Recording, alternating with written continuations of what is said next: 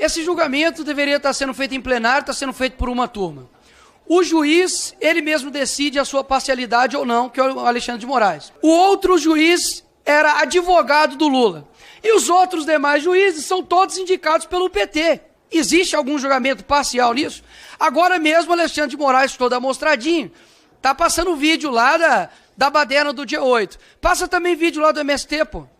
Passa também agora os vídeos lá do Benedito, ministro falando missão dada e missão cumprida, e explica para a população brasileira. Agora, vamos fazer o seguinte, traz aqui na próxima sessão a ficha criminal do Lula e eu trago a ficha criminal do Bolsonaro. Como não acha nome dele em lista de Odebrecht, precisa ficar inventando pelo em ovo. É só isso que resta para vocês. Lembram da pauta desse movimento do dia 8 de janeiro? Derrubar um governo legitimamente eleito.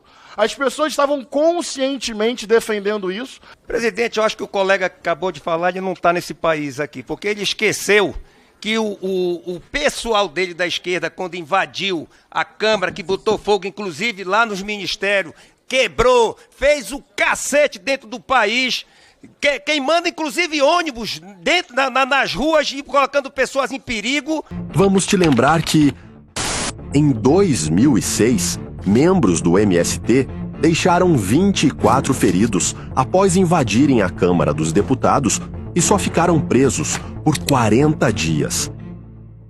Em 2013, Black Blocs causaram vandalismo em diversos pontos do país e assassinaram o cinegrafista Santiago Andrade. O único condenado pelo crime teve a pena reduzida de 12 anos em regime fechado para 4 anos em regime aberto. Em 2017, terroristas sindicalistas atearam fogo em prédios federais da esplanada dos ministérios. Cerca de 35 mil pessoas participaram do ato. 50 ficaram feridas, mas apenas 8 foram presas. A história piora. Dilma e Dirceu, que prejudicaram incontáveis brasileiros, terminaram com os processos arquivados, sem qualquer condenação. Mas é aqui que você vê uma enorme diferença no padrão do perdão. Após uma longa jornada de perdões a crimes tão graves, o Supremo executou penas que começaram com 17 anos de prisão para pessoas que se manifestaram contra o sistema. Colocou em reclusão até quem corria risco de saúde e que acabou perdendo a vida para a injustiça brasileira. Não existe coincidência. Este é um governo de conveniência ao qual o atual judiciário serve e se curva. A lei deve ser boa para mim e para o meu adversário, para o meu inimigo. E nós assistimos aqui um desfile incessante daqueles que defendem o arbítrio, daqueles que defendem a repressão, daqueles que querem calar os que pensam diferente. Hoje são pessoas que estão completamente soltas e sem nenhum problema e nunca foram molestados pela justiça. Até porque hoje não existem 3 poderes, só existe um poder, que foi exatamente o poder que colocou o ladrão na presidência da República. E quero lhe dizer, colega, que você está muito enganado. Porque, na verdade, o teu presidente bandido que tu estás defendendo aqui, ele teve sim, foi muita chance, porque ele foi condenado, não foi no Supremo Tribunal Federal, ele foi condenado em 3 instâncias, e o processo dele começou lá na primeira instância. E ele sim, é um bandido que todos nós sabemos, foi com provas que vocês ficaram calados. O julgamento de Jair Messias Bolsonaro. A pergunta não é mais se vão tentar derrubá-lo ou tentar prendê-lo. A pergunta agora é quando vão fazer isso. Porque nós, brasileiros, ainda achamos que tudo isso é sobre justiça, quando na verdade não é. Não é sobre justiça e nunca foi. É sobre controle, é sobre medo, é sobre deixar o aviso. Se você for contra um sistema macabro, um sistema canceroso, você será simplesmente destruído, destroçado, destronado. E a gente ainda chama isso hoje de democracia. Isso é uma verdadeira piada. As pessoas podem não gostar do Bolsonaro, podem não gostar daquilo que ele representa, mas isso não vai nunca mudar os fatos. Estão tentando apagar um homem da história, estão tentando apagar a sua história, da própria história. Não por crime, mas por uma narrativa construída, uma narrativa contada dioturnamente, que a qualquer momento pode se tornar uma verdade. Eu participei da CPMI do 8 de janeiro, onde falava sobre o que é o alvo desse julgamento. Eu me lembro ali que a oposição, que éramos nós, fizemos um pedido para ouvirmos pessoas que estavam diretamente ligadas àquele ataque do 8 de janeiro, e nós fomos impedidos. Blindaram o general G. Dias, por exemplo, o pivô de toda essa história daquele momento. Não deixaram que nós convocássemos as Forças Armadas naquele momento. A pergunta que fica é, por quê? O Ministério da Justiça não nos liberou as imagens do dia 8 de janeiro.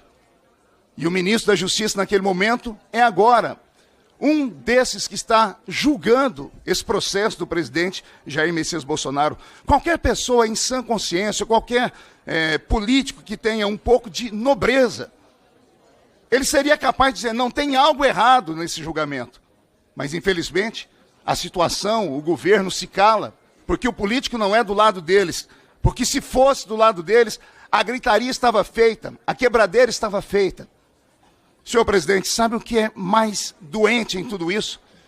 É ver uma multidão de pessoas aplaudindo o linchamento público de um homem honesto.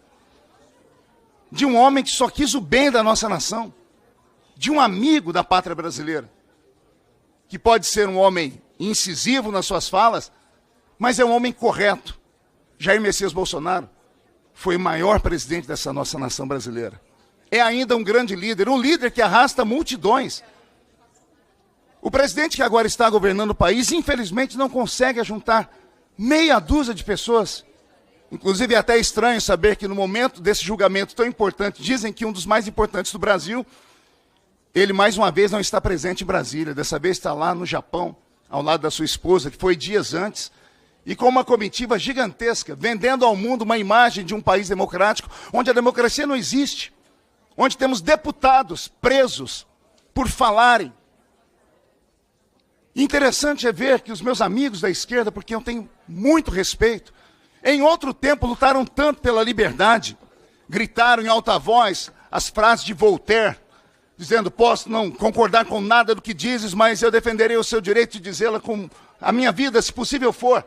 E agora temos outras pessoas que são de viés político diferente do deles, e a todo momento eles gritam, prisão, prisão, prisão.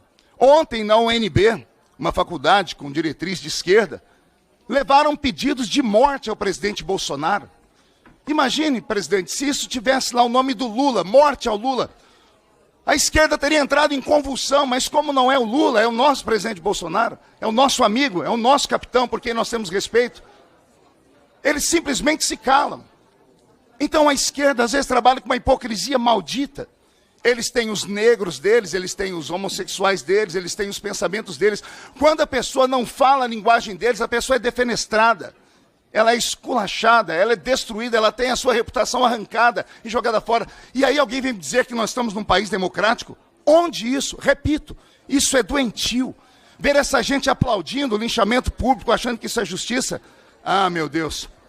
Mas, como é o cara que eles não gostam, como é a pessoa que colocou um pé na porta dizendo aqui não, aqui a ideologia de gênero não entra, aqui os nossos filhos serão protegidos, aqui a religião cristã tem que ser respeitada, aí, como é ele que está sendo julgado e possivelmente querem a prisão dele, vão chamar isso de democracia, vitória da democracia.